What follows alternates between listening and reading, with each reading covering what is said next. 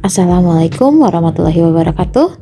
Perkenalkan, nama saya Hana Amira Zen dari kelas Rombel 2 PPG Prajabatan IQ Siliwangi 2022.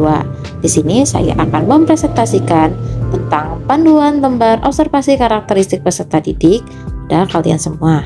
Panduan lembar observasi ini berisi tentang pernyataan-pernyataan yang dijadikan acuan untuk mengobservasi siswa. Gunanya yaitu untuk mengetahui peserta didik agar lebih mendalam dan juga mengetahui karakteristik serta agar kita lebih memiliki pemahaman yang lebih mendalam terhadap peserta didik. Aspek yang pertama diobservasi yaitu tentang etnik. Saya mengobservasi tentang perbedaan etnik antar peserta didik di dalam kelas dan juga perbedaan etnik antar peserta didik, apakah itu mempengaruhi keadaan kelas atau tidak. Aspek yang kedua diobservasi yaitu tentang kultural.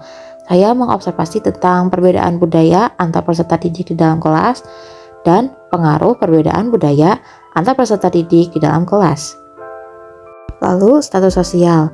Hal yang diobservasi pada status sosial yaitu perbedaan status sosial antar peserta didik di dalam kelas dan juga proses pembelajaran di kelas apakah tetap bersifat adil kepada semua peserta didik meskipun terdapat perbedaan status sosial. Lalu yang keempat ada minat. Yang saya observasi yaitu tentang peserta didik memiliki ketertarikan dalam mengikuti proses pembelajaran di kelas. Lalu faktor yang membuat peserta didik tertarik mengikuti proses pembelajaran di kelas dan materi pelajaran yang paling diminati peserta didik beserta alasannya. Lalu yang kelima ada perkembangan kognitif. Aspek yang diobservasi yaitu tentang keterlibatan peserta didik selama pembelajaran berlangsung beserta bentuk keterlibatannya. Lalu peserta didik aktif berkontribusi dalam menyelesaikan tugas berbasis masalah. Peserta didik aktif merespon guru saat pembelajaran berlangsung dan peserta didik mengerjakan tugas sesuai dengan petunjuk dan dikumpulkan tepat waktu. Yang keenam ada kemampuan awal peserta didik. Aspek yang diamati yaitu tentang perbedaan kemampuan awal peserta didik sebelum mengikuti proses pembelajaran. Lalu peserta didik dapat mengingat dan menjelaskan ulang materi yang sebelumnya telah dipelajari. Lalu yang ketujuh ada gaya belajar. Yang saya amati tentang keberagaman gaya belajar peserta didik di dalam kelas dan gaya belajar apa yang didominasi oleh peserta didik di dalam kelas. Lalu yang kedelapan ada motivasi.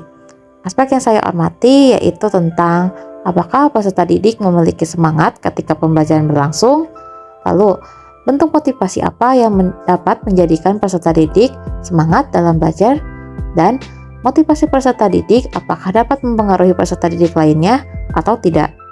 Lalu yang kesembilan ada perkembangan emosi. Aspek yang saya observasi yaitu yang pertama, apakah kelas dan ruang pembelajaran lainnya menjadi ruang ekspresi diri yang sehat untuk peserta didik. Yang kedua, kenyamanan peserta didik ketika mengikuti proses pembelajaran di kelas. Yang ketiga, adaptasi peserta didik apakah mudah dengan lingkungan belajar yang ada. Lalu yang terakhir, cara peserta didik dalam mengekspresikan diri secara tepat. Lalu yang ke-10 tentang perkembangan sosial. Aspek yang pertama diobservasi yaitu apakah peserta didik mampu bersosialisasi dengan baik di kelas.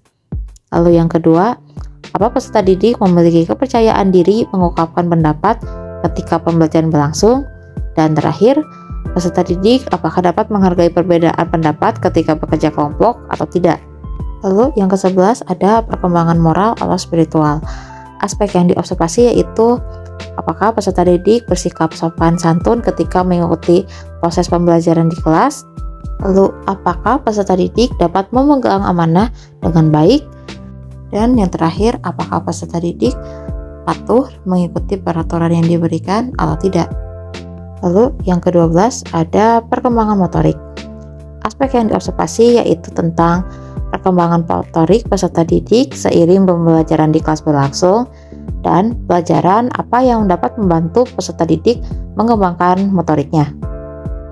Terima kasih telah menonton video ini sampai selesai. Mohon maaf jika banyak kekurangan dalam video ini karena kesempurnaan hanya milik Allah semata. Wabillahi taufiq wal hidayah. Wassalamualaikum warahmatullahi wabarakatuh.